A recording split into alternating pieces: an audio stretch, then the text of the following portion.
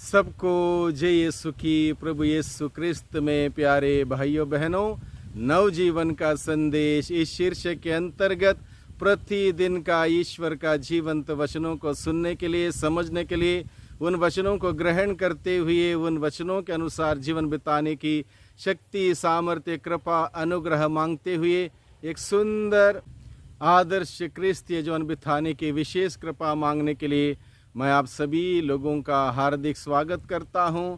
आज सितंबर की 11 तारीख है, बृहस्पतिवार का दिन है और आज के दिन में हम सबों को मनन चिंतन करने के लिए विषय दिया है संत लूकस के द्वारा रचित सुसमाचार अध्याय 6 पद संख्या 27 से 38 का प्रसंग है। इस प्रसंग में प्रभु यीशु मसीह हम सबों को एक खास, विशिष्ट और अनोखा संदेश देना चाहता है, जो संदेश इस धरती पर किसी भी महापुरुष ने, किसी भी धार्मिक नेता ने, किसी भी धर्म गुरु ने कभी नहीं दिया। और वो संदेश देने से पहले प्रभु यीशु मसीह इस बात पर जोर देता है, जो कहता है, ईसा ने अपने शिष्यों से कहा, क्या कहा? मैं तुम लोगों से जो मेरी बात सुनते हो कहता हूँ। यानी कि प्रभु उन्हीं लोगों को ये संदेश देना चाहता है जो प्रभु की बात सुनना चाहते हैं, प्रभु की बात स्वीकार करना चाहते हैं, प्रभु की बात ग्रहण करना चाहते हैं, प्रभु की बात को अपने जीवन में अमल करना चाहते हैं। उन लोगों से ही प्रभु ये बात कहना चाहता है। इसलिए प्रभु कहता है, मैं तुम लोगों से जो मेरी बात सुनते हो कहता हूँ। क्या कहता है?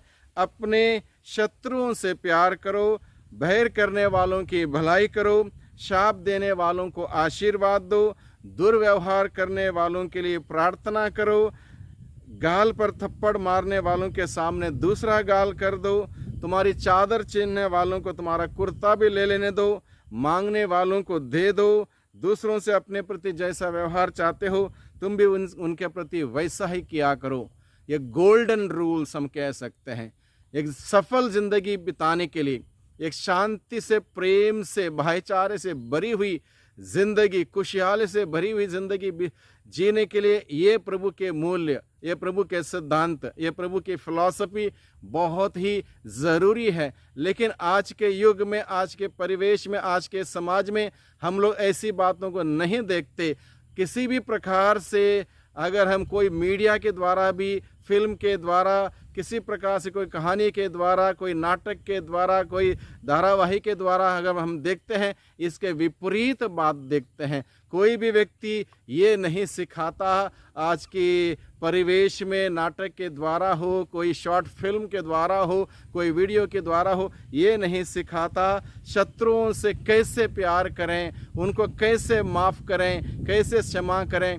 ये बात कोई नहीं सिखाता। सिर्फ और सिर्फ प्रभु यीशु मसीह ने ये बात सिखाई, जो बात बहुत ही अनोखी बात है। वो बात है शत्रुओं से प्रेम करना।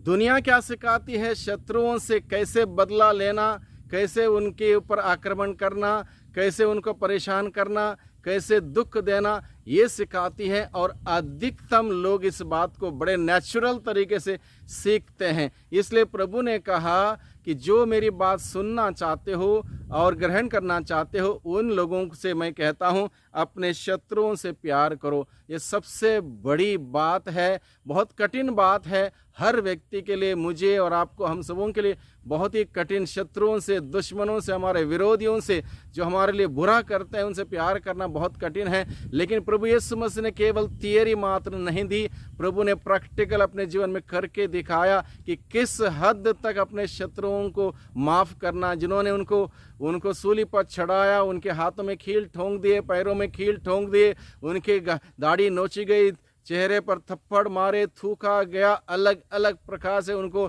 पीड़ित किया, तब भी प्रभु ने यही कहा, मरते मरते अपने अब्बा पिता से, पिता इन्हें क्षमा कर, क्योंकि ये नहीं जानते कि क्या कर रहे हैं। और ऐसी शिक्षा प्रभु हम सबों को देना चाहता है, जो प्रभु ने अपने जीवन काल में जिया और उसी को हमें सिखाया। वही प्रभु चाहते हैं कि हम सभी इस बात को आजमाएं, अपनाएं, उसको जिएं। और ऐसा करने से हमारे जीवन में, व्यक्तिगत जीवन में, पारिवारिक जीवन में, समाज में शांति की स्थापना हो सकती है। और यही रहस्य प्रभु आज के दिन में हम सबों के सामने खोलना चाहता है। प्रभु ने कहा अपने शत्रुओं से प्यार करो, जो तुमसे बैर करते हैं उनकी भलाई करो। यूजुअली क्या होता है, अक्सर सामान्य रूप से जो हम उनसे बैर करते हैं हम भी उनसे बैर करते हैं, नफरत करते हैं, उनसे दूर रहते हैं, उनसे ईर्ष्या करते हैं, उनकी बुराई करते हैं, उनके बारे में तरह तरह की बातें फैलाते हैं। लेकिन प्रभु क्या सिखाता है, ऐसा कोई भी कर सकता है, लेकिन नेक कार्य वह है उनकी भलाई करना। जो हमारे साथ बुरा करता है, बैर करता है,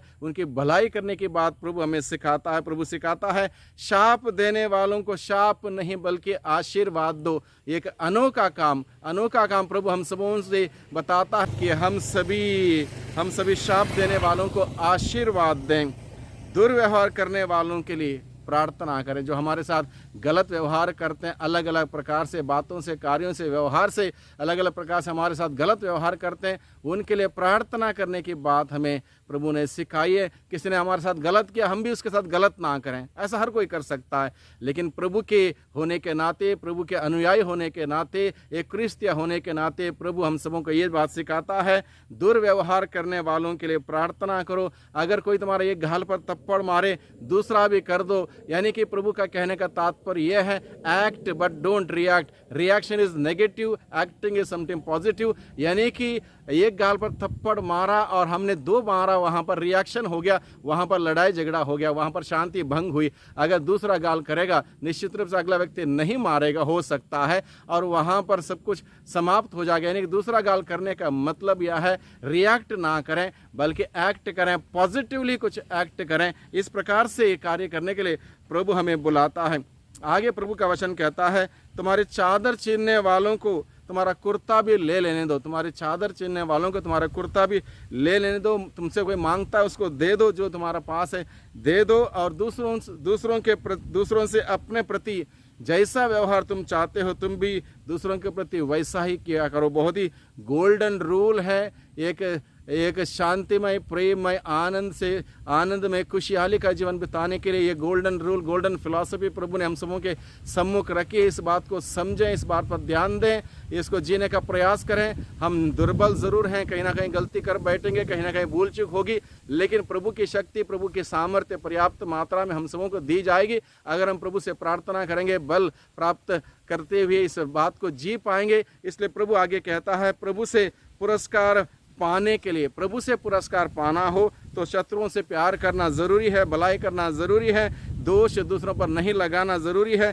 किसी पर निर्णय ना दो, क्षमा करो और जिस नाप से तुम नापते हो तुम्हारे लिए वही नाप से नापा जाएगा। यानी कि अगर भलाई करेंगे, अच्छा करेंगे, वही भलाई, अच्छाई हमारे प्रति लौट कर आएगी। बुराई करेंगे, बुराई हमारे प्रति लौट के आएगी। अगर हम चाहते हैं कि मेरे साथ सब कुछ अच्छा हो तो हम दूसरों को अच्छाई दें, बुराई के लिए बुराई ना बल्कि अच्छाई दें। और इस प्रकार का जीवन बिताने से हम प्रभु का जीवन भी बिताएंगे, क्रिस्तीय जीवन बिताएंगे, एक नेक आदर्श जीवन बिताएंगे और दुनिया में शांति लाएंगे, क्षमा लाएंगे, प्यार मोहब्बत लाएंगे, जीवन को आगे बढ़ाएंगे। और इस प्रकार से प्रभु की आशीष बरकत हम सबों को मिलती रहेगी। इस प्रकार का चुनौती भरा जीवन जीने के लिए प्रभु आज के दिन में हम सबों को बुलाता है। भाइयों बहनों, प्रभु के इन वचनों को हम ग्रहण करें, उन वचनों के अनुसार जीने की शक्ति मांगें, सामर्थ्य मांगें, कृपा मांगें, अनुग्रह मांगें, ताकि हम सभी एक सुंदर क्रिस्तीय आदर्श जीवन बिताते हुए प्रभु की सच्ची गवाही बने। प्रभु की आशीष बरकत हम सबों को निरंतर मिलती रहे। सबको धन्यवाद, सबको जय यीशु की।